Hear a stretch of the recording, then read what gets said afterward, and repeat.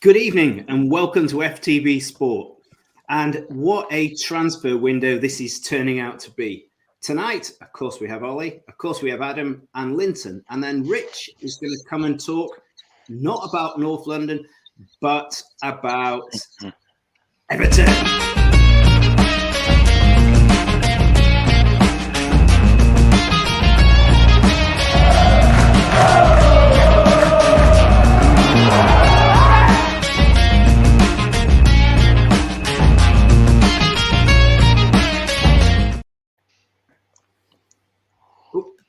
Hello. Hello. So welcome, chaps. Welcome to the show. And actually, we're not going to start at City and we're not going to start in North London.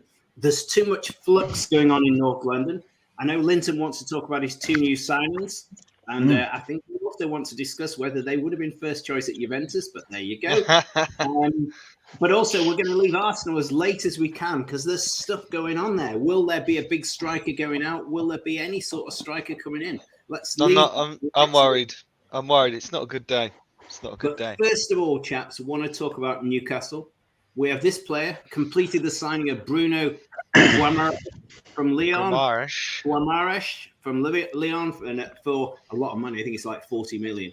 4.5-year deal. Arsenal were interested in the 24-year-old. Everything I read is super interesting about this guy. He is a real box-to-box player. He's a Brazilian. His dad drives a taxi with number 39 on it, and that's what he's chosen for his shirt. So, we should have signed him just for that. Just for that. Yeah. So, is it black cab? Is it, or is this a normal taxi? It's in Brazil. Somewhere in Brazil. Online, it's a kind of multicolored one. You know, it's like those yellow taxis in New York ones. But so Newcastle, if correct me, Trippier was the first signing. They've also signed Taggart today from Villa, the left back, because they got Ding. I think it's over the line with Dan Burn, the really tall, lanky lad who plays for Brighton, but he's actually a Newcastle boy. Then they've got the guy that we've just put up there. Anybody else gone to Newcastle? Linton's hero, Chris Wood. Oh, Chris Wood. Woody. So that's what, 5? And maybe Dele Alli has done a detour on the motorway and he's heading up there. So actually, Linton, do you want to chat Newcastle? Will those players keep them in the Premier League? Tomorrow's players or next season's players? I do hope not. But I think possibly. I think that I did think if they didn't sign 3 or 4 more, then they'd struggle. It's that defence that worries me. They didn't. I don't know. They may well do in the next couple of hours. It's that centre back pairing that worries me. They concede a lot of goals, and I don't know whether Target and Trippier are going to be the answer there. I think they're real warrior type players to fight their way up. And Dan Burn's a huge guy. I mean, he's 6'6". Yeah, Dan Burn as well. Yeah, I do like Dan Burn. Yeah, Newcastle born. He'll play for the shirt. He's got the cliche is he's got a good touch for a big man, but he's a ball. He's played all over for Brighton as well. He's played in midfield. I think he's played right back, left back, centre back. I forgot about him. So you'd like to think so, because Ben White played a whole season in midfield there, but he's a centre back. So to be fair to Potter, I mean he really gives them a bit of an opportunity, doesn't he? He's versatile. I think that. You'd think that they'd have enough to stay up, but then again, what they won just 2 games in 20 or so. So, and then I think also Burnley have brought in that striker from Germany. What's his name? They did a great video. He's a dinosaur. A dinosaur. I'm pretty sure you're not allowed to have dinosaurs in the Premier League, but I mean they've done it. It's amazing. I think it'd be I think it's going to be really interesting in the next month or so to see how they bed in. I'm quite excited. I don't know much about the Brazilian guy. I'm not going to try and pronounce his name.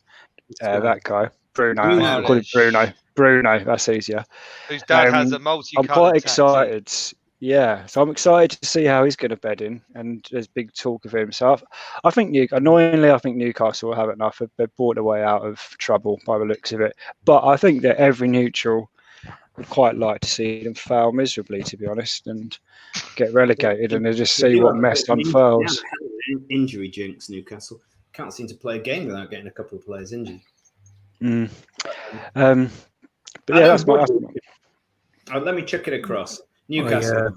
I'll probably start with the same as Linton. I hope they go down because it will just be really interesting to see what happens. Like richest club in second tier football. When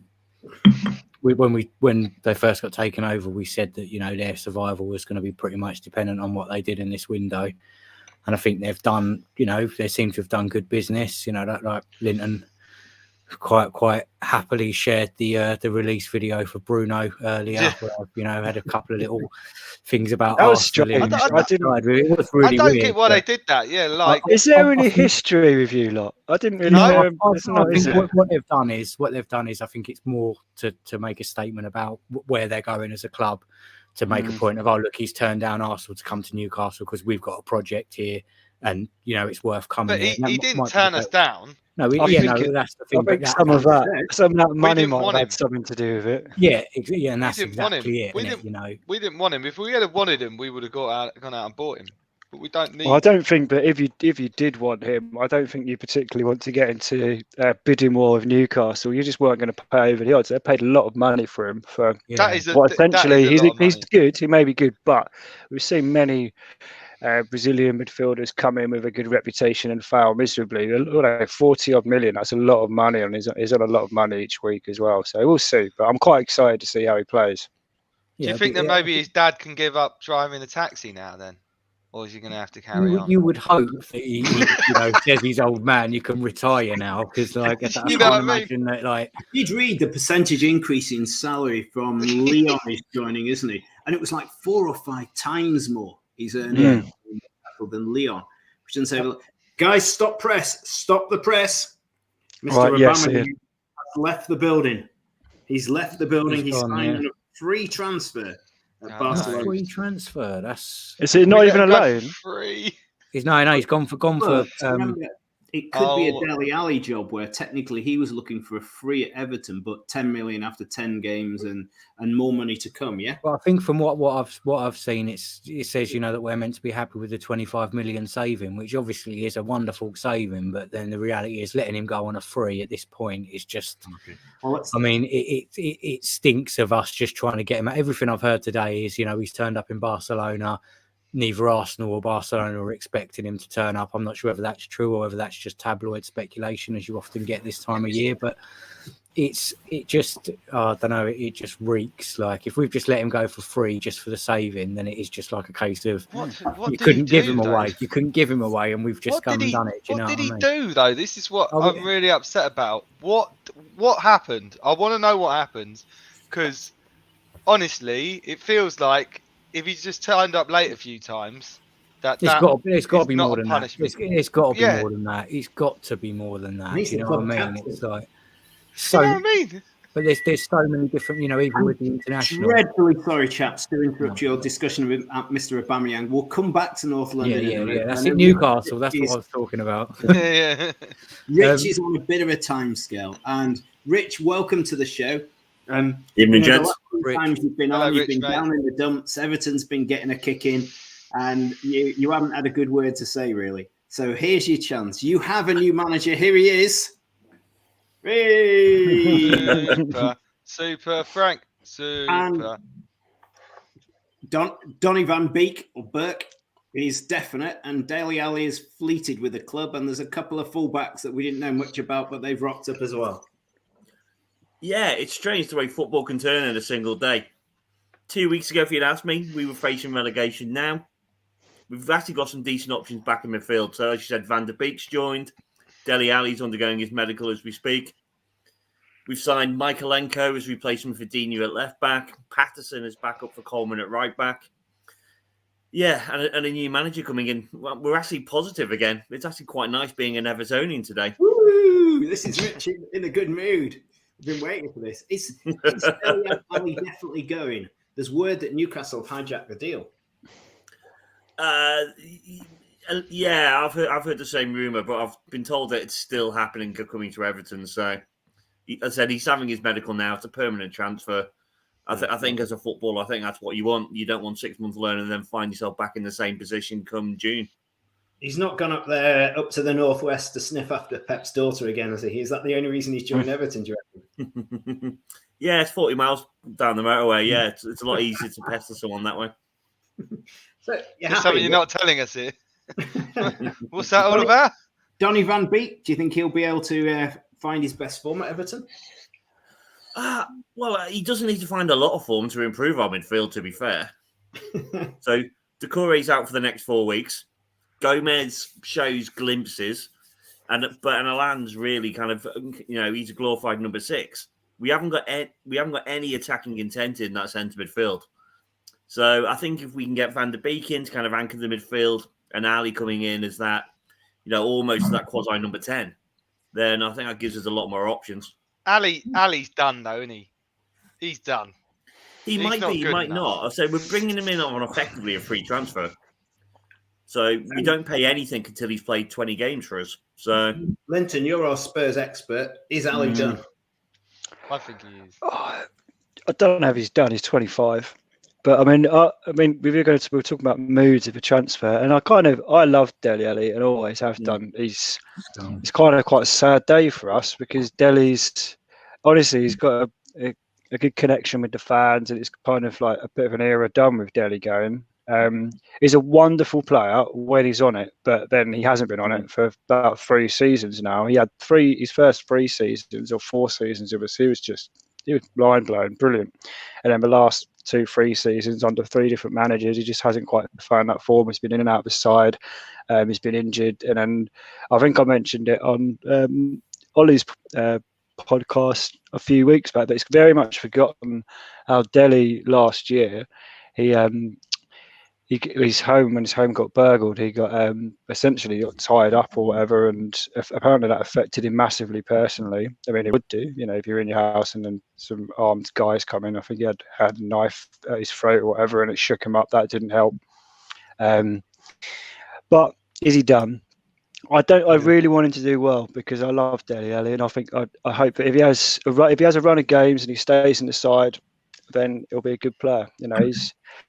When he came in, and his statistics for his first few seasons were incredible, absolutely incredible. He's not a bad player, and when we were in the Champions League, he's always, he was one of our best 3 or 4 players. And we had him, Eriksen. He was good in an England shirt as well for a bit. He was good. Well. I mean, for us, when we were qualifying for the Champions League each season, him, Eriksen, Sonny, and Kane, Dele was phenomenal. Honestly, he was scoring. I think he scored 15 to 20 goals 2 seasons in a row. He's an absolute talent. If Lampard can get the best out of him, I'd like to think he could. I think, I'd like. But Jose didn't really, and then he's not really a Conte type player, really, is he? So. No.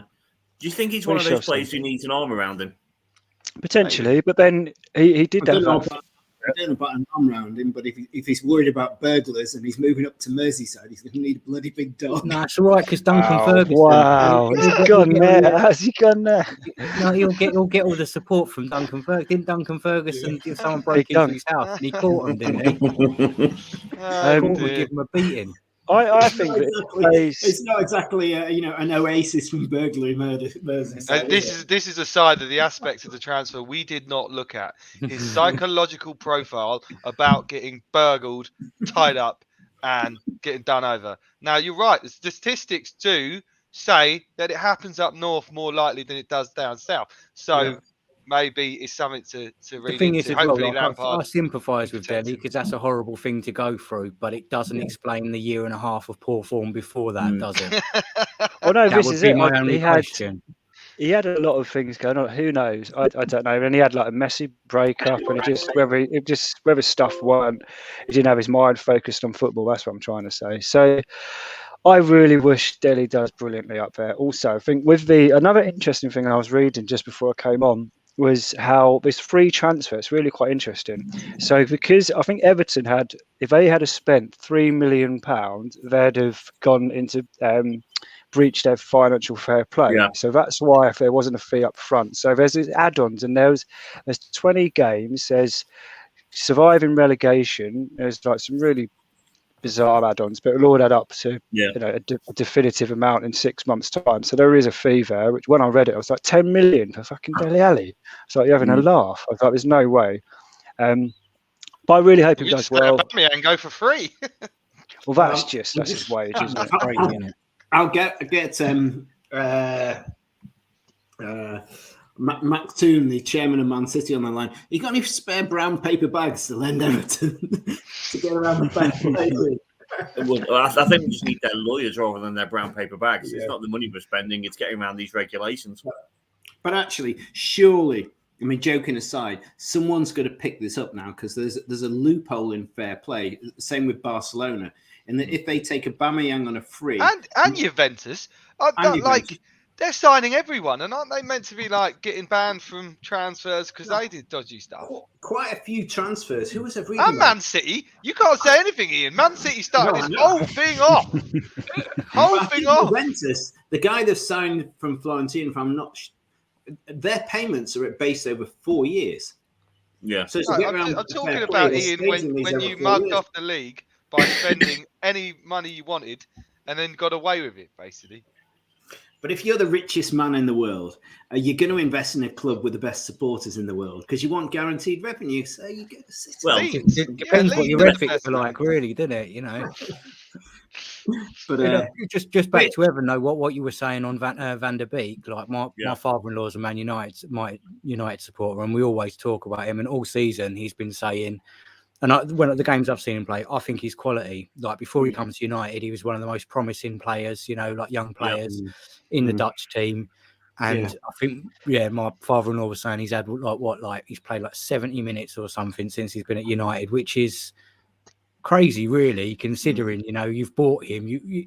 I said this earlier, like if United were playing well, then you can understand him not being in the team. But when they've really struggled to create, and when he's come on, he's seemed like someone who's definitely capable, but he's just completely lacking time and lacking, match sharpness. So hopefully, even like saying my father-in-law texted me before, just saying I hope he goes to Everton and he scores against United because he's at that stage. He's at that stage. Who are your next two games? We've needed for a while. Who have you got in your next couple of games?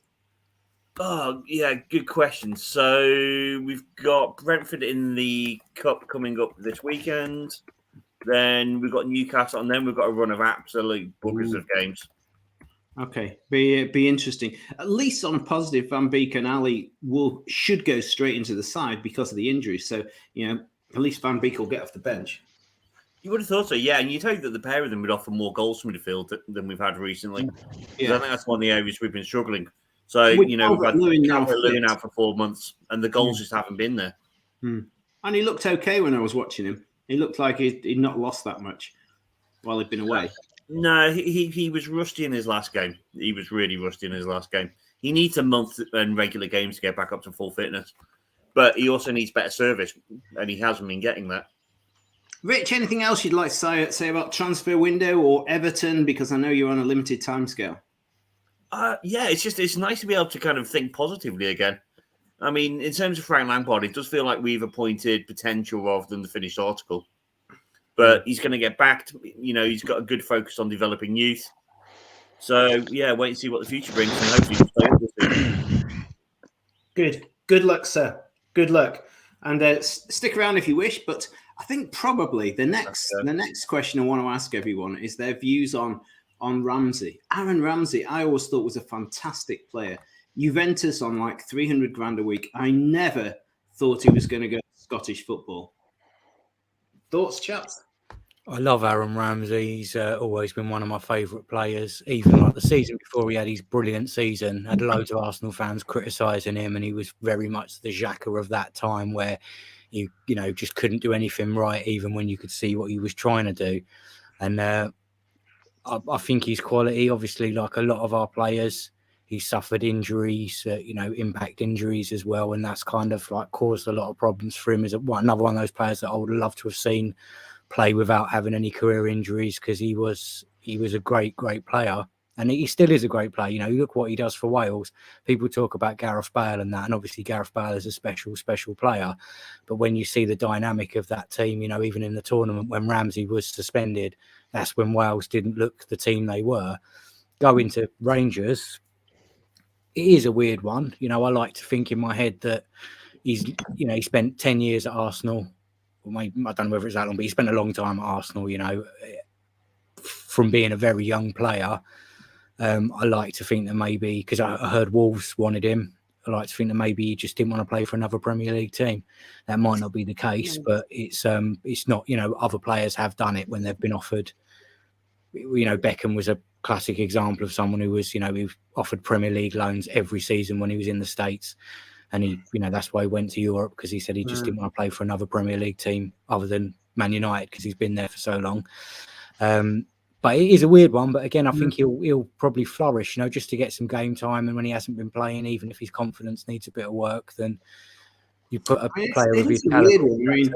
He knows he won't be playing Champions League or even, UEFA League football with the Rangers, even if he's feeling really ambitious. So if you're not playing any football for Juventus, and I think he's that sort of that, he is that sort of guy. Do you know what I mean? Where he wants to be playing football. And why Rangers? It's a strange one. It is a strange one. But all I can think of is he mustn't have had any other better offers. Perhaps he mustn't have had any other offers. And 300,000 a week must be the rest of the Rangers players' salaries all added up together. Can't be 300 grand a week. But I think what Adam's saying, he can go there, he can play, and he can get his fitness back. He can get better, and then maybe come end of a season or so, he might go somewhere else. Yeah. Is it only a season loan? I think it is loan. He's gone on loan. Juventus are paying the majority of his salary. I was reading earlier, something like 70-80%, a massive amount. Wow. It was just to get him off the books. So maybe he just wants to get fit for Wales. Potential. It's nice to see that happens to other clubs and not just Arsenal. But Wales have got playoffs. He's passionate Welshman. Wales have got playoffs that he will want to get fit for, and maybe World Cup. This could be a once in a lifetime opportunity, I suppose. Will he ever get a chance to play for Wales in a World Cup? So that's probably might be a big part of his thinking, perhaps. He always makes me laugh, the Rangers manager, because he's Australian, isn't he? He's quite an interesting character. Wales manager. Oh no, sorry, the Rangers manager. Oh, the Rangers manager. Who is their manager now? He's Aussie, isn't he? Is he? Yeah, I've no idea. Proper Aussie as well. He don't look like a football manager. He looks like a bushwhacker. Isn't Van Bronckhorst there, or is he at Celtic? Oh, I'm thinking of the guy at Celtic. That's why. The guy at Celtic's Australian. Yeah, Van Bronckhorst. Yeah, I know who he is. He's not Australian. Hang on, think about it. Van Bronckhorst, didn't he play for Arsenal? Yeah, he was a legend. Scored is there something in that link? Would the two have overlapped? No, Van Bronckhorst was 8. No, I don't. He wasn't back of house at Arsenal, Van Bronckhorst. Anyway. No, he went. I think he did his stuff at Barca, but then he's even not Australian. There's a pull there as well, because obviously Van Bronckhorst is a great player, So again, if it's going to play under someone like that, again getting the game time, and also from Rangers' perspective, that's a great signing. But the biggest transfer since Gaza, they're saying up there. Yeah, I mean, and Gaza had a great time there, didn't he? Yeah, but that was another era when they had a lot more money, and Scottish football was far more accoladed than it is today. I mean, no one cares about Scottish. Okay, so let's name us. What was the last decent size player to leave Europe or the Premier League to go and play for a Scottish team? Henrik Larsson always Larsson, in my mind. Larsson. It's the only one I can remember. 15 to 20 years ago. Yeah. But that's a long time ago. But I'm talking about the last 5 or 6 years. But Henrik Larsson, didn't he come from wherever he was in Sweden? Did he come from Bromby or whatever to go to Celtic? Because then he went from Celtic. A bigger team at the time, to be fair. Yeah, then he went from Celtic to Barca, didn't he? And then Barca back to Celtic and then to United. Is that what it was? Something like that, yeah. United always end up with a graveyard players, don't they? And Roy Keane went there as well. We got 24 minutes in. 24 minutes in without Ian mugging off Man United. That is a new record. Well, okay, let's go back to Van Berk, because I've got a view on Van Berk. I'm going to call him Van Berk, not Van Beek. Okay, so if Man United really, this Berk. If Man United wanted to keep this Berk, then surely they had an opportunity to send him to Crystal Palace. Now that's a pretty stable club. They know their manager, has got a little bit of a track record, trained under Pep, playing some great football. He's going out with Bergkamp's daughter as well, isn't he? Yep. But joining a stable team where he will develop. Yeah. So if you really want to keep a player and get him back on your side, United surely should have sent him for really good development down at Crystal Palace, even if they had to sub a little bit of his wages. But instead, they take the cheap man's option, which is to get all his wages covered, send him to a club without any disrespect to Rich, in a big state of flux. He's gone now. You can say what you want. But they are in a massive state of flux. The manager's only just arrived. They're in a huge state of flux. Is he, if you wanted to keep that player, would you really feel his development would be benefited going to Everton or Palace? But then I think there's other factors that you have to like. So from the perspective of, everything you're saying, that could well be the case. But from a different perspective, you could say that maybe they do want to keep him on board, and maybe he's got family, maybe he's got, everything in Manchester. Liverpool's not that far. It's not that much of a change of a lifestyle, and maybe they've done that to appease him. But from a footballing perspective, I think it's a weird one, because Everton, Man United have, you look at Phil Neville and stuff, it seems like it's that sort of offload. It's a bit of an offload club, isn't it? No disrespect to Everton, but when Phil Neville and co were towards the end of their career, I mean, United have invested 45 million in this guy. Do they not want him to continue to develop with him? 45 million. It's hard to say he's not going to develop at Everton. Yeah, I think if he's going to play there, it's a gamble, though, isn't it? They don't care. I don't think they care. I think Dan Beek's done at Man United. I'm hearing that he's not quick enough. That's what I'm arguing on it. If you think he's done, I think he's done. I think that's a sign he's done. Yeah, but apparently he's just not quick enough on the ball. Like he's too slow. He doesn't progress the ball quickly enough. There has been any player that Everton seem to have signed from a big club in the last decade. They just haven't gone on to Everton to improve. Like, there's so many that you could list. Like, whether it be Sigurdsson, whether it be Walcott, whether it be even Iwobi, it's a classic. Iwobi, like there's so many. Where he was at Arsenal at the point, But it's like with like you say, there's players that you don't know whether they're did Cleverley go from United to Everton? Watford. Oh yeah, he did go to Everton. I think he went to Everton initially, didn't he? And it's a similar sort of one to that, where it's kind of like when Cleverley was at United, he was a fringe player at United. He was a fringe player. Among United fans, when he came into the team, he was like, the next big thing, like a player we've developed. Like, oh no, it's the class of '92 again, And then a couple of seasons later, he's just sort of kind of, Lennon's had enough. He can't have that class of '92. He's got a special place in his heart for them. We talk about Spurs. Yeah. Talk about Spurs, Linton. Don't worry, don't go. Linton, we're going to give you. No. You ready? We're gonna talk about these two. Hinge and Brackett have just arrived from Juventus. Can you pronounce? First of all, as a true Spurs fan, can you pronounce these guys' names, please, for us? Kulusevski and Bentancur. Okay. Okay. So I only know Kulusevski because I had him on FIFA. He was a Future Stars card, and he was very good as a Future Star. But so he's still young.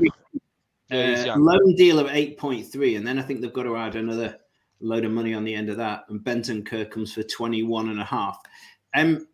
Linton, there is a school of thought that says that Juventus have just invested in two much better players, and they wanted to get the B team out of Juventus. They bought this really good box-to-box player from Borussia Mönchengladbach. Can't remember his name. The Swiss lad, Dennis the Menace from Borussia Mönchengladbach, and then the big lad from Fiorentina who scored all the goals. So they spent 100 million. Recouped 40-50 from you guys with their B team. Any thoughts on that? I think it's a bit harsh. So Bentancur has played. I don't really want to defend players I don't know too much about. But he has played like the last few seasons in Juventus's midfield. He has made more interceptions and tackles than any other Juventus player over the past 18 months. And he's highly rated. Conte loves him. If Conte loves him, then that's good with me. And the other lads... Will he get ahead of He'll fucking walk into our midfield. Have you seen our midfield? Not Son. Both of them. In front of Son. Or No, he's not going to play there. No. So Bentancur will play in the middle. Oh no, I was talking about Kulusevski. Sorry. Potentially, whether we'll play Son and Kane and him behind them, I don't know. But it gives us that extra option, but he's quite versatile as well. He can play on the right of the midfield. But then there's this thing about whether one of them two might play as a wing back as well. I was reading something about potentially he could do that. I don't know, but to be honest, what we've pushed out the door and brought in, we just need some players who are committed. And Paratici loves them as well. Conte likes them. I don't know enough about the player because I haven't watched them play enough, to be honest. But yeah, I mean, two players have played a lot of minutes for Juve. I'm quite happy. And that Kulusevski as well. I read some interesting stuff that Ronaldo was saying about him, saying that he thinks he's going to be an incredible player, and he was gutted. But when he left Juventus, he was saying that he wished he could have played alongside him because he thinks he's a massive prospect. So I always think that's always the kiss of death, though, isn't it? Like when a player comes out and goes, "Oh, he was really good. I really like playing with him." He's highly rated, though. I thought it was like older than that. Looking at him, it's like he's only 20. Like, he looks a bit like you, Linton. He does look a bit like you. My mum said that. My mum said that. I read all those comments about the player that Watford have bought, who's meant to be 24 and he looks about 50. Yeah. What they've just bought. Isn't that the old Samuel Eto'o scam, isn't it? Yeah. When Eto'o about 60, wasn't he? I do like that game. Players that look like they're about 50 and they're like the geezer who went to Fiorentina that we were after, Vlahovic. He looks like he's about 40 and he's 21. Yeah, he does look old. Diego Costa had that as well. When you see Diego Costa, you're like, Christ, he's 24. Oh, yeah, Diego Costa. Yeah, I'm still not convinced about Diego Costa. I'm still I think he's mid-40s now. Years old. Yeah, he was a good one. It was a good call. He was just juicing from a young age and just got like that Hulk features. I wonder what Diego Costa looked like when he was 4 or 5 years old. Probably the same. Probably exactly the same. Like he was definitely that kid when you were like 11, 12 who started growing a beard. Definitely that one. Everyone had one in their year. It was like, it's got a beard. Yeah. There's only one though. Wasn't that weird though? There was only one. Yeah. There's only the one. Thing is, like, on sports day, like, you're all running the 800 meters and he's lapping you because he's a man and you're little kids. He's on sports day, he's getting injections to the teachers on the side. Oh, here you go, get that into you. Actually, yes, I did see a cartoon or a joke that had a picture of Jennifer Aniston next to Diego Costa saying, "Can you believe there's 20 years in age difference between these two human beings?" Anyway, Linton, I want you to carry on with what looks like a fairy tale, beautiful story. There he is in his story, Christian Eriksen. Oh, I get that. I used to get that all the bloody time. It's do my head in. Look at that record in the Premier League: assists, chances created, goals. I mean, what can you say? I loved Christian Eriksen. I was gutted when he left us. He was always too good for Spurs, wasn't he? He was not too good for Spurs at all. I'm so happy for him. Like, it's brilliant. I mean at that day, I can remember it. Like, I actually just thought he was dead. Like at the time, just thought, oh my god, that was devastating. It was just like, oh my god. As well, wasn't it? Yeah. Do you think though he's going to be? Do you think he's going to? I was just really intrigued because if something like that happens, surely there's going to be some kind of drop off. But I wonder how well he's going to play. I'm sure that. They wouldn't. If he must have done all the medical checks and everything like that. I'm sure that. And Brentford aren't a sit back team. They like to play. So he's gonna. And Eriksen was always like, whenever he played, he was always like number 1 or 2 in terms of kilometres travelled each match. He runs his arse off. He's really mobile. Like, he's a bit like Modric, I think that I think he'll absolutely nail it at Brentford. I think he'll be absolutely fantastic for him. The style of football they play. You treated him a bit badly though, because I started. No, we did not treat him badly. I started watching the All or Nothing Spurs because it's the only one I haven't seen, and I do like. And obviously, ours is coming up, and you did kind of mug him off a bit. It'd be funny. How did we mug him off? In the programme, you just looked like you were mugging him off, like you weren't playing him and that, and Well, because he said he was going to leave, and it was difficult because he was going to leave, and that month before, we had to, because he's absolutely brilliant. He said he was going to leave. Brentford fan? Can you imagine if you're a Brentford fan after all those years in the lower leagues? I've got something to say on this. How many shirts will he sell at Brentford? Even if he's only there till the end of the season. If you were a Brentford fan through thick and thin, 20, 30 years in all those lower leagues, you're going out tomorrow and you're getting a Christian Eriksen shirt, aren't you? The thing is that Brentford have got a bit of a rubbish badge. Like it's got a B on it. I put Sky Sports News on. I don't like it. I put Sky Sports News on at lunchtime, and they're literally doing that, interviewing a few Brentford fans on the street, and they were talking. There was this one little lad, and he was like, "Oh, I can't wait to see him." He's like, "Finally," he was like, "we'll have someone who's good at free kicks and corners." I was like, "No, mate." I was like, Eriksen is a wonderful, wonderful footballer, but the guy cannot take a corner for toffee. It was incredible. It was just to the point where it got a joke. Like, he'd never ever beat the first man, and it was like, we just were terrible at corners. For some reason, we just persisted with Eriksen taking them. And he seemed to be absolutely fine when he played for Denmark, but for us, he just for some reason couldn't get the ball past the first man. It's those weird, is it like the Mandela effect, like where it's like you just imagine that certain like Ronaldo, like he's obviously. I can't believe you just brought up the Mandela effect. Well, it's like when George Weah played for Man City for a season. Yeah, in the dark days of the 90s, for City, like Ronaldo. George Weah turned up.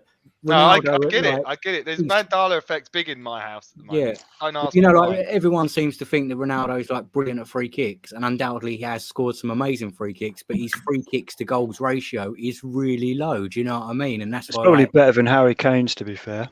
Fuck me. Oh, some people take him. What are you doing? Just put this guy on it. Like, it's like, to remember, I still can't believe. I still think they should check whether there's some dodgy betting in China or something. When bloody had Harry Kane taking corners in the World Cup, it's still the most bizarre thing I have ever fucking seen. That was stupid, isn't it? You're like, just get him in the box. It's classic. I'm captain. I'm on, Teddy Sheringham when he turned up for training at Colchester, just like walking on the pitch with a whiskey and a fag. I'm on free kicks and penalties. That's what Eriksen's doing right now. yeah, I hope so. You've got to do it, ain't you? Like, talking of that, you see Roberto Carlos is playing for a Sunday League team. Yeah, that was some Sunday team won him in a raffle. Amazing. And he's going to rock up and play for some team in Shropshire or somewhere, isn't he? A pub team? Shropshire, mate. Honestly, that would be the biggest attendance. I think it is Shrewsbury, but like as a substitute. But if you're that team, you're bringing him on after 5 minutes. We're getting our money's worth. Someone's going to take him out. Someone's going to clap that's going to be good luck to them. That he'll sort the out. size of the guy's legs, they'll probably break their ankle trying to do it. Like, can you imagine you're that pub team and how many shirts you'll sell with Roberto Carlos? Souvenir it's going to be the greatest day of their life, isn't it? Do you know what I mean? Like, how did they get that? A raffle. Why did he do a raffle? Does he need money? Charity, mate. I think, because I can't think of her name, like the female. He wasn't that good though, Carlos, was he? Oh no! I'm joking. And also Ramsey up at Rangers. I mean, those jocks, they'll be out buying shirts like they've gone out of fashion for Ramsey, won't they? I mean, I mean, apparently it's his loan with option to buy as well. He's his loan with option to buy. Although, have you seen the Rangers kit? You've seen that who makes that kit? And I think Wolves have got them as a sponsor. I don't know what kits type it is. They just turned up this season. They've got like 6 or 7 teams, but I don't really like it. I don't like it. It's just it's not good. It's not a good. Should be Adidas or Umbro. That's Adidas Umbro. Do you remember don't bring a new one in. We had the ones that we want for years. Don't bring a new one in. Yeah. But do you remember when Man City with Sean Goater and all that era in the late 90s? We had that Kappa kit. That was good. That was great. Like seeing occasional Kappa, Castore. That's what it's called. Yeah, it's weird, isn't it? Yeah. That's Andy Murray's a shareholder in Castore, isn't he? Didn't it start with Andy Murray? And they've got quite a few teams. They've got Wolves, they've got Rangers, they've got a few more as well. They've got a shop in Kings Road. There you go. Castore. I just saw some of their other stuff online. It's disgusting. It's probably designed by Andy Murray, isn't it? Yeah. Imagine. Let's have a look at what else. Right. Okay. Liverpool bought this guy, Luis Diaz. He was wanted again by another load of players. Spurs were not happy about this. Are awesome. I mean, look at his stats. So again, I'll take the Sky Sports off that quickly. We're going to get banned. Adam's going to be on a copyright course again. Oh dear. On that basis, though, you've got to. I mean, he very rarely does Jurgen Klopp pick a bum player, does he? You know, that forward line now with Diaz and Mane and Firmino and Salah. Do you think he'll walk straight into the team then? He's got to wait for all that special juice Klopp gives them to take effect, isn't he? Yeah. And then when that starts kicking like on in, the sports day. Yeah, that's just like that all over again. Yeah. Yeah, I would have thought that Liverpool would have offloaded Minamino or Origi to offset that. No, because I think Minamino's got to be alone, isn't it? Like, because he does look like he's going to be there for a while. Yeah, like he's decent, I think. You know, I mean, what happened to Xhaka? I still don't see Liverpool winning anything. Xhaka, who was there, the little Swiss player. Shaqiri. Yeah, Shaqiri, yeah. He left, didn't he? He could take a free kick. His free kicks weren't like the actor who played Glenister in Game of Thrones. Very good. Yeah. You mean Lannister? Lannister, that's it. Glenister. Game of Thrones. Yeah, Tyrone Lannister. I thought Glenister. No, not Glenister. Lannister. Tyrone Lannister in Game of Thrones. I win. Did look like Zakharov used to play. I think he was decent, you know, but he was one of those, I think, who. Because was he at Sunderland or was he he was somewhere like that, wasn't he? Yeah, like he went, really I think before he came to the Premier League, like going to Sunderland, I think that was quite a shock. But I think he just obviously wanted to get in the Premier League, felt like he had a better chance to move into a better club if he was here. And he was good at Sunderland, had a really good season, went to Liverpool, still looked good, but probably didn't get as much of a chance as. Who are you talking about? Sorry, Xherdan Shaqiri. Oh, he was at Stoke.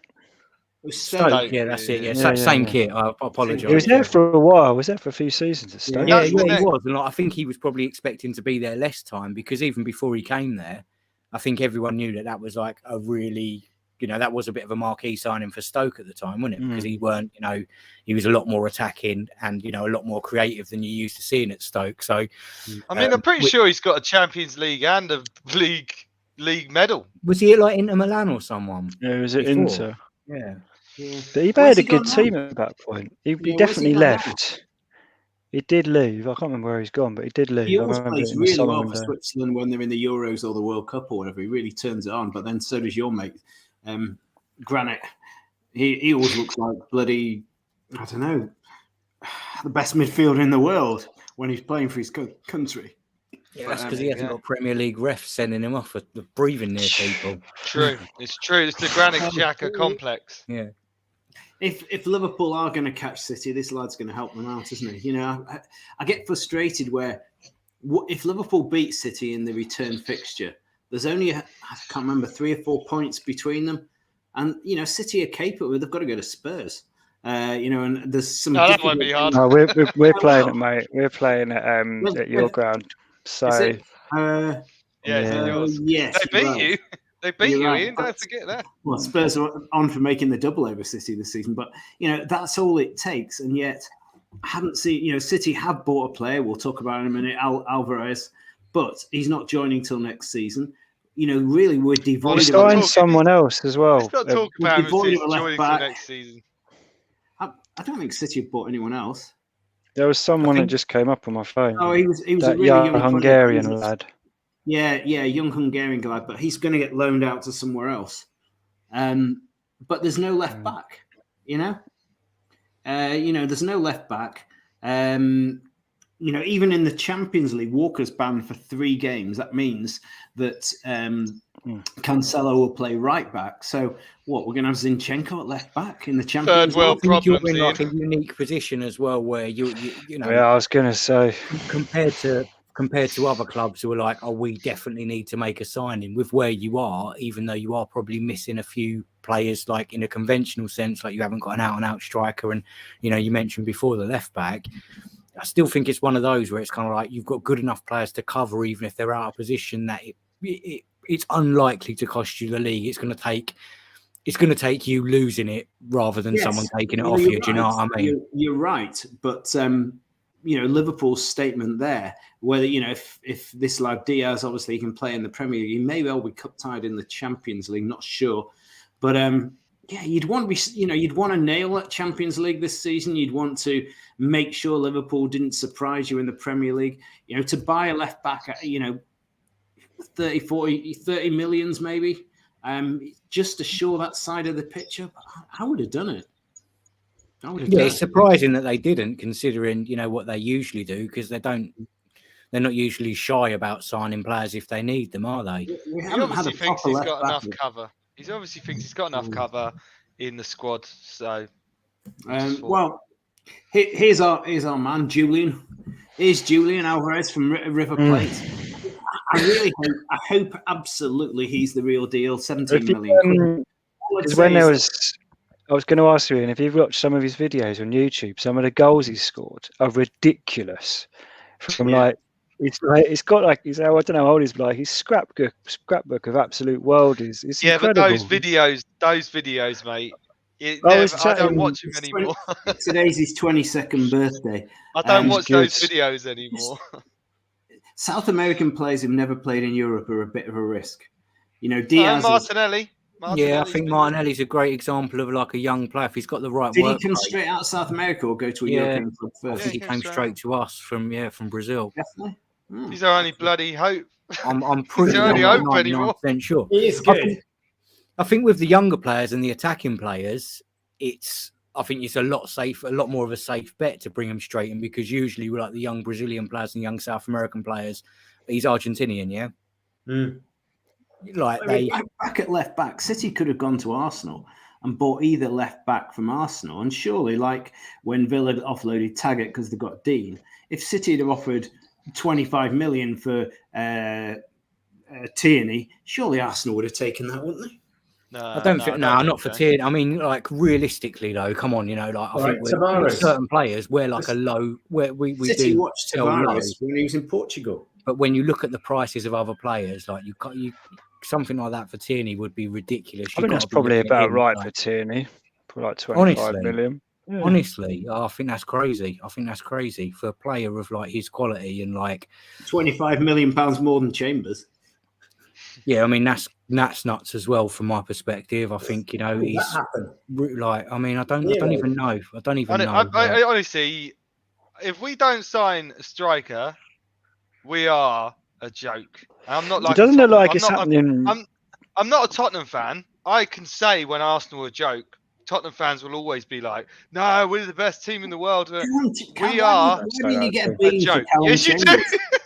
Why didn't you get a bean for Callum Chambers? And I think he had 6 months left on his contract. Look at how many players we've let go. 2 million, I think it was. 2 million. We could have loaned him out. We could have, and the thing is with Chambers as well is like, you see him in the Liverpool game when he come in after not playing, he was solid. Like, he had a great game in the and I think he's one of those same as Holding where I really like them as players, and I think they get so much stick from the fans. He did have his chance, though. He did have his chance, Chambers, and he just didn't. But then, like I say, I'd go back to when Chambers first came into the team. When Chambers first came into the team, he had to play centre-back. He was outstanding for all of his first games for Arsenal. Really young, played centre-back when he was more of a right-back at that time.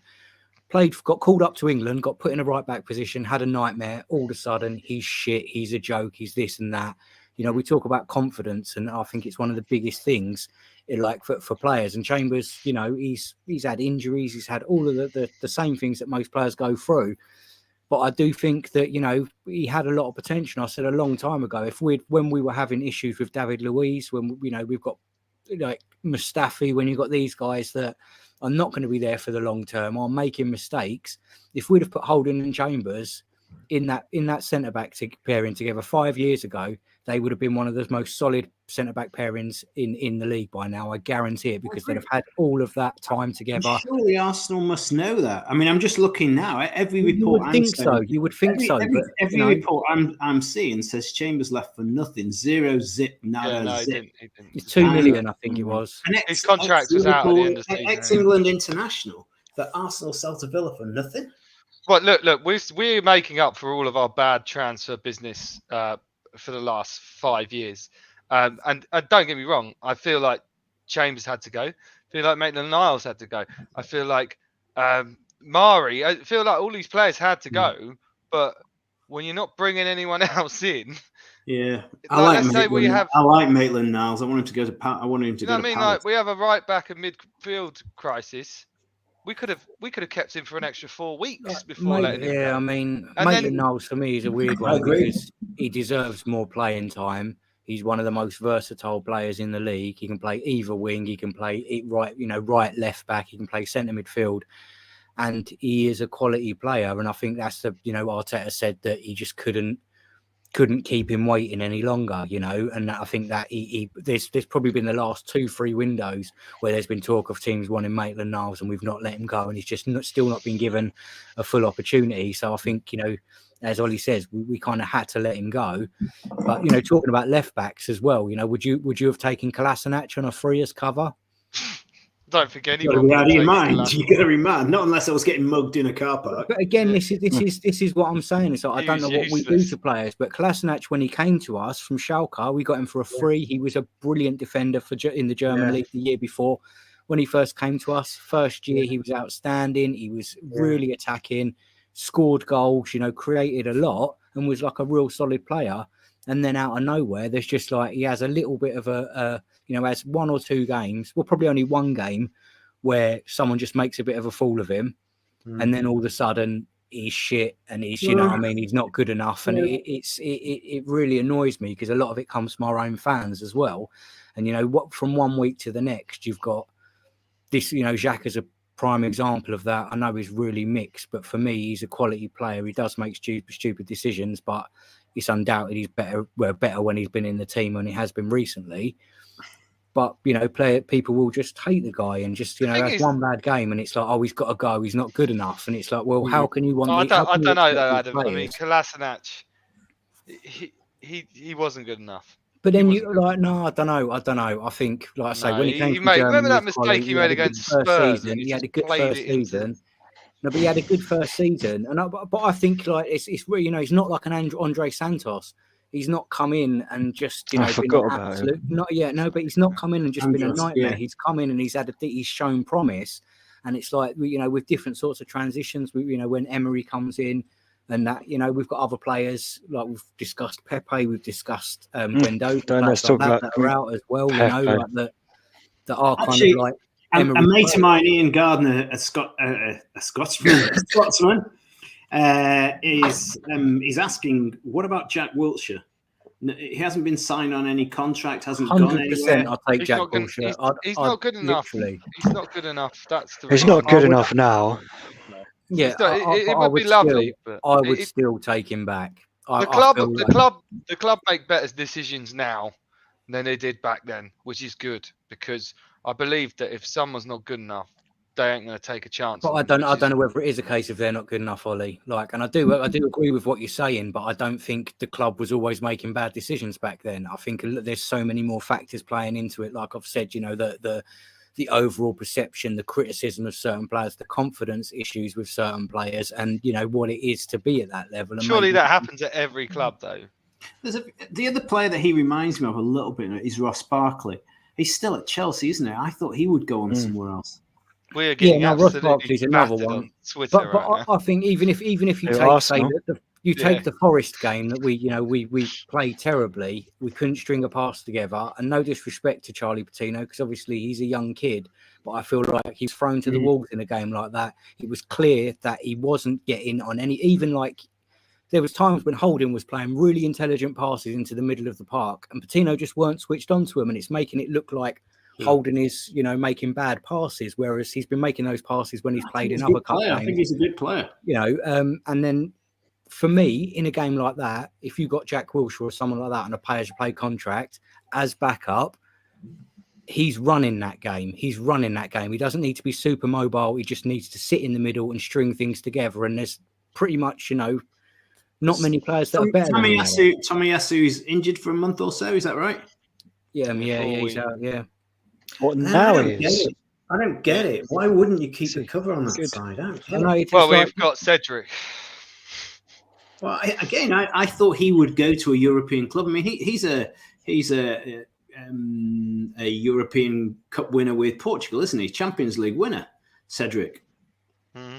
Yeah, I mean, didn't they win the World Cup as well? Or was it just the European? They won the European, got to World Cup. He just won the Euros. I mean, he must have 50, 60, 70 caps for Portugal. I don't think Cedric's a terrible player, but I think based on the way that we are playing football now and the way that we're trying to play football, you've got to ask yourself who's better as a backup, Cedric or Callum Chambers? And for me, Callum Chambers fits much better. I would have said Chambers as well. Into the way that we've played in recent. I thought Cedric would have gone on. You could have seen him going to Seville or Valencia or someone like that, couldn't you? Yeah, I think backup, mate. In a different league, like I think probably in the Spanish league, like I think also Saliba will be coming back at the end of the season, so I think he can play it right back, and then he can slot into a back three if he wants. So I think that's where the cover will come from. There, we're definitely keeping him. So, but then still, you leave yourself. There's a door open for Arsenal to get into Europe, maybe even a Champions League place. This is what I mean. This is the problem. And if they don't, recruitment in the summer will be difficult again. Why would you let Chambers go? I don't get it. And it doesn't look as though you're going to sign another striker tonight. I think sit outside of those European places, trying to recruit in the summer, and you can crow all you want that Arteta is a forward-thinking. The thing is, I'll take fifth. I'll take fifth for Europa. But you're not going to make fifth without a striker replacement and no one at right back for the next month or so. I feel like we've got Cedric. We've got someone at right back. He might not be the ideal choice, but then I think part of the issue at the minute is we have this whole trust the process thing now. Either you buy into that or you don't. Do you know what I mean? Now I can't say that I'm someone who's kind of like, just trust the process, but this is the sort of thing that at the end of the season. This is why we don't trust the process. If he does make top four without making any signings, then everyone is going to be blown away by that. And we are going to go, he's done a really good job. Yeah. If he doesn't, then there's going to be serious questions to ask. And at this point, can we say, I think, obviously, I feel like, we probably are short. And it does seem very odd, the amount of players we've let go and not to bring anyone in. Because especially considering what's happened with like COVID and having to cancel games because we've been, that just all seems really crazy. But at this point, I can't say, it's a terrible thing and we do need that, because I do think that I personally think we should play Martinelli up front. I think Martinelli should become our number one striker now because I think he's good enough. But what if Aubameyang goes to Barcelona and just starts banging them in? He's going to, isn't he? He's going to. Like, that's just inevitably what's going to happen. He's going to be so embarrassing. He's going to be playing Champions League football. The man's going to be playing Champions League football. But then you can't say that he would have done that for us, because, he's but that's what I'm saying. It's like the last few games. And that's what I'm saying before when we talk about him being dropped and that. If he was banging in goals every game, then he would have forced Arteta's hand. Arteta would have had to put up with the lateness. He would have had to put up with everything because he's given so much to the team. What did he do? What did he do? Hello, son. Oh, you're right, mate. Hey, Errol's on. Hello, people. Hello. We're just moaning about Arsenal, mate. What Banter FC? Banter FC. Those days are over. Trust the process. Trust the process. We'll trust the process FC now. These common phrases that come up. Trust the process has come up almost at the same time over the last couple of years are on you're going to be on the wrong side of history. I mean, where did that phrase come from 2 years ago? It's like trust the process, isn't it? Well, at the moment, you can't trust anything that Arteta is doing. But I don't think Arteta's the issue at the minute, because Arteta's not responsible for, we're looking at Edu, who's ultimately responsible for the transfers. I think in terms of the type of football that we're trying to play and the philosophy and the way that players are on board. I think Arteta, you know, and I wasn't pro Arteta at the beginning by any means, but I have come round to feel that like he is doing the right thing in terms of the football side of the club. The bigger issue with Arsenal, which it has been for a very long time, is the management, the way it's run. And, you know, if we are, say we did want that Bruno, if we did want him, we're in a situation now where we do have to go and outspend teams. But we're not necessarily gonna do that. I don't necessarily think that's the right thing to do either. But the reality is, at this point now, more on Ben White than Liverpool spent on Diaz, and that's what I mean. Yeah, at this Ben point White's now, better than Diaz, though, isn't he? Ben White remains to be seen. Remains to be the seen. future of English football. Ben White. Yeah, But that's at what they this always point say, now, yeah. we've got like what, Well, 2 hours as left. we have our learned gentleman Errol on the show, I think it's only fair to hand over to yourself. Errol, tell us about United's Oh, transfer please don't window. start that. Oh Good. yeah, No, yeah. no, Tell us about your transfer I'm window, mate. interested. You know what? City technically have signed no one who's going to play this season. You've let some Burke go to Everton, but what about the rest of your transfer window? The transfer window for us at the moment, I can probably have a guess of what's going on at the club. That's all I can say. Looking at, hold on 1 second. Oh yeah, Man United told Jesse Lingard he ain't going nowhere. That's the start. That's all we've got to start off from. No, but Man Probably United. think that the matters concerning Mr. Greenwood might have had an impact on that decision. Maybe not. I think it's more to do with the fact is Man United have offered Newcastle offered Man United £3.5 million for a loan deal for the 6 months. Manchester United have now come back and said, no, we want, if you stay up in the league, we want 16.5 million. If you stay up in the league, Newcastle will not budge. Newcastle is saying no, they will not do that. That's the reason why that moves. Yeah, that's the reason why. Mate, because I'd you got to take think Lingard up front. financial. You're going to get nothing from him in the summer, and he's hardly. No, but going we'd rather get nothing because if Newcastle get relegated, happy days. They're not going to get relegated. I mean, they bought quite wisely, in my opinion. They bought quite wisely, but the players they bought, will they settle in? Will they settle in? Will they get that result? I think That's what you got to look at. Dan Burn, Taggart, and Trippier are proven warriors in the Premier League. Those 3 lads alone. Can we go back to Fulham a few years ago when Fulham went out and B-movie spent nearly actors. 100 million in the January transfer window and still got relegated? But they didn't buy proven Premier League players. They bought like Sarr. They spent 40 million on that player, Sarr, who then went on loan the season afterwards. Each of the players, and they brought back the lad who used to play for Chelsea on loan, and a couple of other players who were a bit unproven. But I think Newcastle have bought 3 warriors who will keep them up, and the lad that they got for midfield, the Brazilian guy whose dad drives a taxi with number 39 written on the back. 39. I mean, he has a terrific box-to-box reputation. Well, again, Pepe has a terrific box-to-box. Lots of energy, can run. Came from the French league, and what happened to Pepe? He's world class, mate. He's world class. He's still a world class man. Bayern Pepe. He's great. He's the African Robin. I'm going to What Robin? What is it? The Rolls Royce or the Robin the Bird? I reckon play Pepe up front, mate. Robin Reliant, yeah. Is Jesse Lingard really going to be the difference of Newcastle staying up or going? That's a heck of a gamble to play. It's millions of pounds. You got to think what he did in the last casino just to put Newcastle down.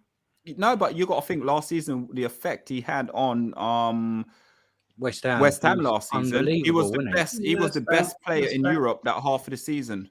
He was the best player when it comes to stats. Also, you got to think assists as well. Yeah, don't you think United should have built on that though? Don't you think United should have really built on that and gone, all right, he's had a cracking season. Let's you know what the problem is. 2 seconds, guys. Sorry, Linton, have you got to go, mate? I have, yeah. Linton? Sorry, I was just listening. I keep on listening. Expert. I'm going to go. It was probably a good time to leave when you're talking about Pepe. He's got to go up to Juventus to take the bins out for the. He is. He's just signed his deal. Thanks, Up the Spurs. Yeah, up the Spurs. Every time he has to end the program with up the Spurs. So the issue I've heard your view on Lingard. Interesting. Do you want to tell us, Donny van Beek, Burke, whatever you want to call him? I'll call him Burke, Mr. Van Burke. If you really wanted to keep him and develop him, Wouldn't it have been better he'd gone to a stable club like Palace with a manager that everyone is really respecting as a developer of players with a beautiful style, rather than, and I know it was a cheaper option for United, Everton, a club in a state of flux with a manager who's only just touched down. If you really want to develop him and keep him, why Everton and not Palace? Man United's not run by people who knows football. They're run as a business. So with Man United running as a business, the option they're going to take is money. If Everton's offering them the full wages of it, Man United right now, for all the players we've got on loan, we're talking about over £500,000 a week. We're talking about. No, sorry, 500,000 over the course of the loan you're talking about. Yeah. So they're saving money. United have got the biggest wages bill by exactly, and they're 25%. They're trying to cut it down. Yeah, they're trying to cut the wage bill down, but at the same time, trying to cut your wage bill down, you got to think Van der Beek. I honestly think Paul Pogba will not be at Manchester United next season. What will happen is No, he won't be. He won't be. I reckon he will go to Everton, and like what Marcus Rashford said to him, if the quote is true, go there and show them what you're capable of and what you can do. He will come back to Man United next season, and he'll be a first team starter. Actually, on that subject, there's something I want to show you. I think you're right, Errol. I think you are right that he is going to go to Real Madrid to play with Mbappe. I couldn't believe the deal that looks from Mbappe today. Look at this. 800 grand a week, 50 million a year, 4.2 million a month, 961,500 quid a week, 137,000 a day, 1.5. It's $1.58 a second. It's not going to happen though, because Madrid won't be able to do that. They won't be able to do that with the wage structure. Yeah, wage structure, they wouldn't be able to do that. He's got to take a pay cut to go Real Madrid. And the reason why, because Barcelona and Real Madrid have to sell players in the summer and are also trying to cut the wage bill down. They're not allowed to. Really? The thing is with Madrid, though, is they're a weird one because they're essentially the royal teams that have had it before, aren't they? Where the kings just like completely wiped out their debt, you know. So I think that if they can go to any club aside from like PSG or someone, when I saw 800 grand a week, that blew my mind, you know, like going back to when Chelsea first got their money and they started playing players like 250 grand a week. That at the time, the jump up from players getting like, 70 grand a week to 90 grand a week at the top end of the scale to then 250 grand a week is crazy. To be looking at like that now, what have you got to be doing? Like he's got to be bringing so much, like you say, as the club as a business. He's got to be bringing so much to them as a business, and I think that sort of deal just pushes us further into the realms of the NBA and the NFL, where we're looking at players as opposed to teams, and I think that's going to be like we already see it now, where you get a lot of young fans support and follow players rather than following teams. Yeah, I think this is just the next step in that. But in terms of money, that seems crazy. Can I do that? Can I follow a player then? You can if you want, but we've been bred not to. Do you know what I mean? Sorry, guys, this one last question. Do you know are Pogba and Mbappe good mates playing for France together? I mean, is that an association? Is that some kind of done deal behind the scenes, you think, those two ending up at Real Madrid? Well, they're going to get Pogba as well. That's the word. Yeah, Pogba will be on a free, though, so he will be able to do it. He must be on about 300, though, a week, at least. Yeah. But can you see Pogba? Can you see Pogba like taking less than half of what Mbappe gets? I'd take it. Yeah, I know. I'll bite your hand. I don't think any player in the world is worth that much money. No, they're not. They're not. No, never. No one has. For me, and the hardest thing and the most painful thing for me, I see when I see footballers earn this money, and I always come back and always say, "Oh, but they deserve it because of they don't really have a childhood. The parents go out and basically push them and drive them here, spend money. People like Marcus Rashford's mom working 2 jobs." Going to the food bank to get, for survival, and then he's made it. So then in a way you think, oh, you know what, it's deserved. But then when you actually think about it, you think about other people that we live in England, which isn't a third world country, but we're still seeing homeless people. But then we're seeing people earning ridiculous money. then to me it sort of hurt a bit, because football now has gone such a far away from us now as sort of like football fans. 100%. And also you got to think, we just done a show now on the Man United agenda, and we were just talking. Roy Keane signed his first contract at Man United on a 5k a week. Yeah, I know. Paul Scholes in that time, it's Paul Scholes was on when Paul Scholes left Man United. He was on 55k a week. That's what he was on. Still a lot. No, I mean, 55k is a lot. Back at the original question. So back at the original question. United's transfer window. Are you okay with it? Well, it hasn't been. I'm just like the Arsenal fan, so it is what it is. Trust the process. I'm gonna go to sleep after this, and I'm just gonna look at the phone and to wake up in the morning. And it was a nightmare. Yeah, and there's gonna be no signings, and be like, right, that's done. Yeah. Move on. No, to be honest with you, Man United, I never expect us to do any signing in the transfer window. We don't ever do it. So apart from obviously. We did the Bruno Fernandes one, which was, we've been tracking Bruno for God knows how long. And then the last time we done anything major was Vidic and Evra. And apart from that, we don't really and truly do anything. You don't really need anyone on paper, do you? Do you know what I mean? It's like, where are you going to fill like gaps if you're letting players like Van der Beek go and you're letting other players go on loan? It's like you haven't really got any gaps to fill. It's just about your team probably not performing as well as they should be with the players you've got. Is a signing going to fix that in a minute? It's probably not, is it? Yeah, and that's the thing with it. That's what the issue we have at Manchester United. And you got to think Ralph Rangnick has come out now in his previous press conference and said he's going to promote at least 4 young players from the academy to first team. Who's the young lad who's played Alanga? Alanga, what a talent. He looks like the real deal. What a talent. You got Hannibal as well to come in as well. So, you know, Zidane as well is going to come in. Oh, Zidane. Yeah, Zidane. Yeah. Is that amazing? Is he still playing? He's still playing at this age. No, it's not. He's Manchester born. It's Zidane. I'd probably still take Zidane. Yeah, me too. You know what I mean? I'd be like, just give him 10 minutes at the end of a game and he'll do something that's worth it. Like, I'll definitely take Zidane as well. I'll 100% take Zidane. No matter what old he is, he can. I'll take Paul Scholes at his age now as well. Imagine if you got Zidane as manager and you've got a young Zidane as a player. I mean, that would be quite kind of confusing, really. Yeah. So, no, but you know what? I'm not going to sit there. We've got some tough fixtures ahead of us at the moment. But at the same time, listen, I was worried about Arsenal right at the beginning. No, I'm not. I'm more concerned about Tottenham finishing this top 4. I've always said that Spurs. Yeah, I mean, with the games they've got in hand as well, you know, and they've, like say, just made a couple of signings. But again, you just have to have faith in the fact that they're Tottenham. Do you know what I mean? And like cupboards. Yeah, that's it. It's just before you came on, I was just questioning the lads about Arsenal. You know, there is a door open to get into Europe, Champions League, and you know the UEFA. But you know, if you sit outside of that in this summer, it's going to be so difficult to recruit players. So to have Tim, we said, you know, with only Cedric at right back, losing a centre forward, you know, other injuries at Arsenal.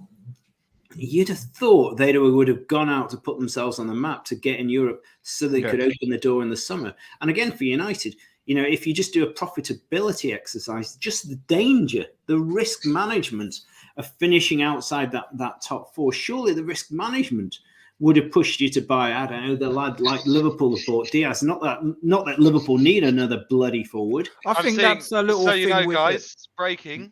What? Arsenal have had a £40 million bid for Everton's Richarlison rejected. That's what Twitter's saying. I don't rate Richarlison. I think that would not be a good move. I don't rate him. That's you know what? Someone's made that up, haven't they? Someone's made that up. Yeah, I mean, it's got to be. They put the money in for the wrong striker there, Everton. They should have. They were meant to bid for Calvert-Lewin. They've got the name wrong. Yeah, I mean, right, it's what you were saying there as well about, like, you know, us making a top 4 and like whether we can attract players. I think the one positive that we can take is the players that we brought in last summer. No one knew any of those, and they've all been real assets to us. You know, Tomiyasu, even Tavares, he's had his moments, but he definitely looks like his quality. You know, Lukonga as well was another great signing. Yeah. 3 players that weren't really on that. anyone's radar, but they definitely have like strengthened the team. So what have they run out of ideas? I don't know whether it's a case of they've run out of ideas or whether they're just, you know, in a situation whereby, you know, something's got to happen for that, you know, there is a lack of goals there for us at the minute. If we don't sign anyone, I keep saying it, I think Martinelli has got the quality to play through the centre. If you look at the way Arsenal have always set up with their forward player, their forward player always drifts to the left, be that Aubameyang, you know, 50 million would have got Diaz. You'd have knocked Liverpool out of the ring with 45. No, but the thing is, though, you know what? Klopp's got that effect, hasn't he? So would you go to Arsenal or would you go to Liverpool? Well, I'm not sure because I'd get in the team at Arsenal, but I wouldn't get if I'm Diaz, not as he. Again, the thing I is, getting at Liverpool, I would consider it, and you know, if I'm a Colombian. I don't think Salah's going to be there next season, though. That's the idea. The idea of living in London and getting in the team, playing at a great stadium like Arsenal, I would think about it versus sitting on the bench. Mane or Salah, one of them two ain't going to be there next season. That's the reason why. Not Firmino. No, Firmino would still be there. But I think it would be Mane or 31 Salah. Pardon? He's 30, 31. He's the oldest of the bunch for me. Yeah, but you got to think, though. Milner's 30. Dean Henderson. Milner's as old as me. Yeah, but you got to think as well, though, is you've got the whole thing with Henderson. Henderson's what, 30 or 31? And they just gave him a new 3-year contract. So they're not really looking at age at the moment. I think because what Liverpool do, they play on performance basis. So if they don't perform, they don't really get their full wages. That's what Arsenal did with Aubameyang, and look what happened to them. Well, yeah, but the problem is with it, I think Liverpool will literally, that will be it. He's gone. Salah is gone, or Mane, one of them two is going to go. I'm not sure. I think in terms of signing, though, it's like there's going to be a bigger pull for Liverpool at the minute, and you know, Liverpool have been very successful. They've got a great thing going on. They've got a great manager. At the minute, unless you're like a staunch Arsenal fan or you're a staunch fan of another club, then you're always going to go to the most exciting prospect that's going to, you know, be lucrative for one, and is also going to give you some chance at playing in all the competitions, and that's Liverpool, isn't it? You know. Yeah. And Jota comes in and prove a point as well, so any ordinary player can go there and look good. Yeah, especially against Arsenal. Jota loves a goal. Arsenal. Guys, we're going to wrap it up in a moment. We'll wrap it up. But just last thoughts. 2 questions for each of you. 1, best signing of the transfer window. 2, will anything else of interest happen tonight? Adam, kick us off. Best signing of the transfer window. Who's done the best bit? I think in terms of the business that's been done, I think Villa have done some really good business. I think getting Chambers, Coutinho on loan, even Luca Digne from Everton. I think they're 3 signs which will probably go under the radar a little bit.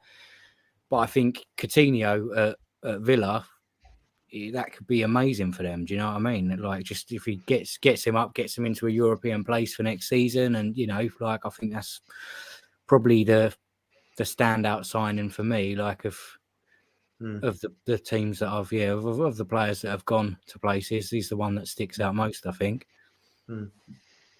Ollie? Well, Burnley signed a dinosaur. Now, I didn't know dinosaurs. How tall is he? 6'8"? Yeah, he's Peter Crouch house. Have you seen the video though? Did you see the video they released?